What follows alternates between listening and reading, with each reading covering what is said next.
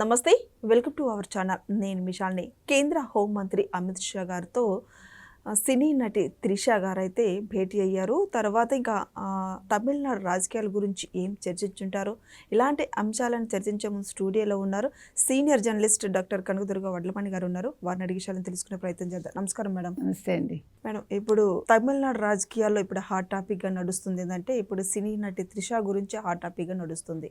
కానీ ఇటీవల ఇప్పుడు హోంమంత్రి అమిత్ షా గారితో కూడా త్రిష భేటీ అయిందనమాట. సరే, ఇంకా ఏం చర్చించుంటారంటే ఏం చెప్తారు మేడం?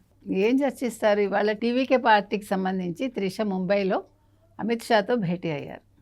అయితే విజయ్కి వాళ్ళు 80 సీట్లు ఆఫర్ ఇచ్చారు, ఉప ముఖ్యమంత్రి పదవి ఇస్తామని అన్నారు. అయితే ఇవాళ సమీకరణాల్లో భాగంగా వాళ్ళు టీవీకే పార్టీతో మంతనాలు జరుపుతున్నారు.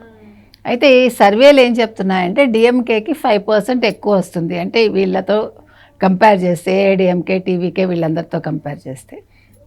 సో 5% పొందాలంటే బీజేపీ టీవీకేతో పొత్తు పెట్టుకోవాలి. కానీ విజయ్ పొత్తుకు ఒప్పుకోలే ఇంతకాలం. అయితే ఇప్పుడు ఎలాగైనా వాళ్ళు పొత్తు కోసం వెంపర్లాడుతున్నారు. అందుకని త్రిషని పంపించాడు విజయ్ మాట్లాడటానికి. అయితే మరి విజయ్కి ముఖ్యమంత్రి పదవి ఇస్తారా? త్రిష మాట్లాడింది అదేనా? అయితే త్రిష ఎందుకు వెళ్ళిందండి అని అడగచ్చు మీరు. త్రిష చేరిందే పార్టీలో రాజకీయాల కోసం. అంటే త్రిష విజయ్ మధ్య సంబంధం ఉంది, లేకపోతే వాళ్ళు పెళ్లి చేసుకుంటారు, ఈ విషయాలు పక్కకు పెడితే త్రిషకి యాస్పిరేషన్స్ ఉన్నాయి, రాజకీయాల్లో ఎదగాలి అనే ఒక కోరిక ఉంది ఆవిడకి. ఆవిడ ఇంతకుముందు కొడి అని ఒక సినిమా చేశారు, అంటే ధనుష్ తోటి అందులో.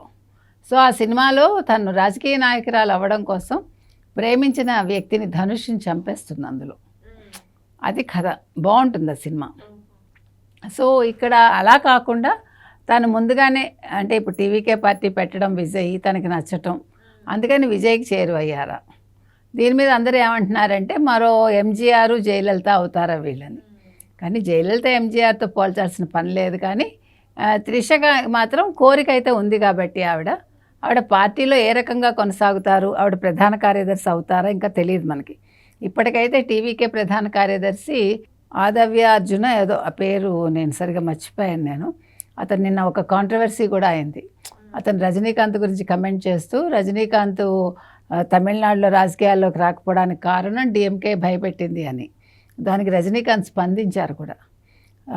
దీనికి సమాధానం కాలమే చెప్తుంది.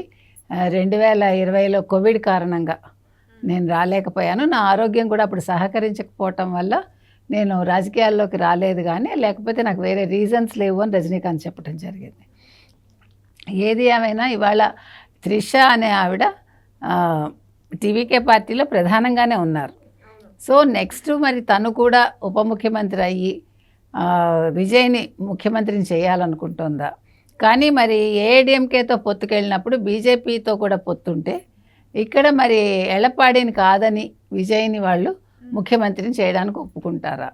ఎందుకంటే ఇప్పుడు విజయ్ ఎన్ని సీట్లు తీసుకున్నా కూడా ఎంత నెగ్గుతాడనేది ముఖ్యం. ఎంత పర్సంటేజ్ వస్తుంది మనకు తెలిసి 10% అయితే ఉండొచ్చు. 10 కంటే 12% అంటున్నారు. 12% వెళ్ళే అవకాశం ఉందా? ఎందుకంటే ఉన్న 4-5 పార్టీల్లోనే చీలిక తేగలదు తప్ప ఓట్లని చీల్చటం. కొత్తగా ఇతను ఏం తీసుకొస్తాడు? ఇప్పుడు కొత్తగా ఎక్కడి నుంచి ఓట్ షేరింగ్ తీసుకురాలేడు కదా. సో మనకి రాజకీయంగా చూసుకున్నప్పుడు అసలు ఇతను ఎంతవరకు రాజకీయాల్లో అతను, అంటే తమిళ రాజకీయాల్లో తన ప్రభావం చూపిస్తాడు. ఇప్పుడు మాట్లాడటం వేరు, ఒక సినిమా హీరోగా ఉండడం వేరు, రాజకీయాల్లో ఉండడం వేరు, రాజకీయాలు చేయటం వేరు. అంత అనుభవం అతనికి లేదు. కాబట్టి మరి ఏ రకంగా ఉంటుంది, త్రిష ఏ రకంగా సహకరిస్తుంది? ఒకవేళ ఇప్పుడు టీవీకేతో ఉన్నా కూడా ఫ్యూచర్లో తను ఇండివిజువల్గా వెళ్ళిపోతుందా, ఒక ముఖ్యమంత్రి స్థాయికి వెళ్ళాలనుకుంటుందా? మేడం, ఇప్పుడు టీవీకే పార్టీతో పాటు ఇప్పుడు ఎన్డీఏ పార్టీలో కలవాలంటే త్రిష చేతుల మీదే ఉండాలంటారా? మరి ఏంటి మరి? అదే తెలియదు మనకి. అదే అమ్మాయిని పెట్టాడు ముందుకి, అమిత్ షా కూడా మాట్లాడారు.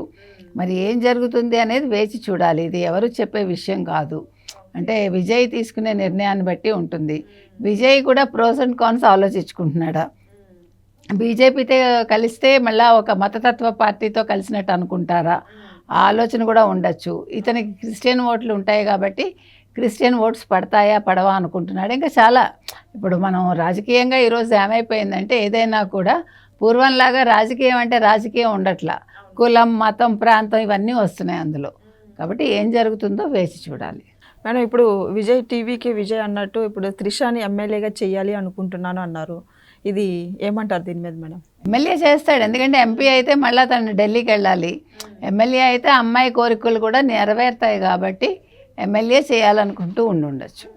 మరి ఎక్కడి నుంచి పోటీ చేస్తుంది, మద్రాస్ సిటీ నుంచి చేస్తుందా ఎక్కడ అనేది ఇంకా తేలాలి. Thank you madam. Thank you.